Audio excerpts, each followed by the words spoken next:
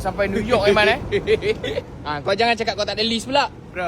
Kita nak pergi mana ni? Bro, kalau kat Kelang boleh. Buka. Central Park, Highline semua, Bukri semua kita masuk. Okey, aku okey. Aku okey? Kau cool tak cool? Cool lah bro. Mestilah cool. Okay, let's go.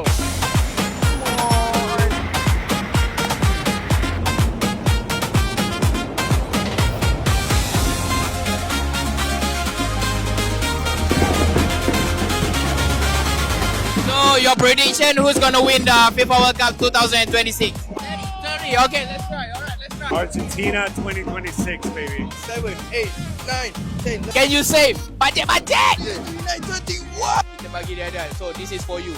Rezona man. Alright. Macam-macam. 2, 3. Budget.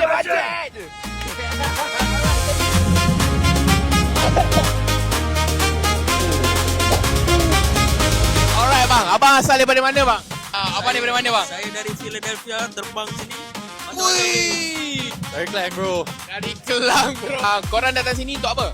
Tengok World Cup. Tengok World Cup, woi! Abang cool tak cool? Yeah, of course cool. Kita ada satu challenge iaitu siapa tim yang paling banyak dia menang.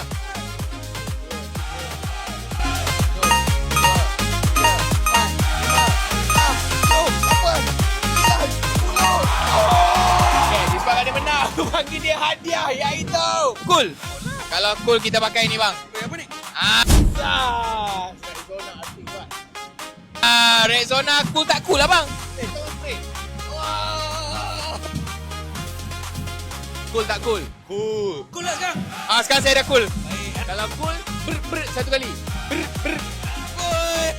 So, korang ingat tak last episode aku ada bagi tahu korang? Kita suruh fans kita pilihkan kostum untuk kita. Siapa dah ready untuk outfit reveal kita orang nanti? So, stay tune untuk episode yang seterusnya. Rexona Malaysia.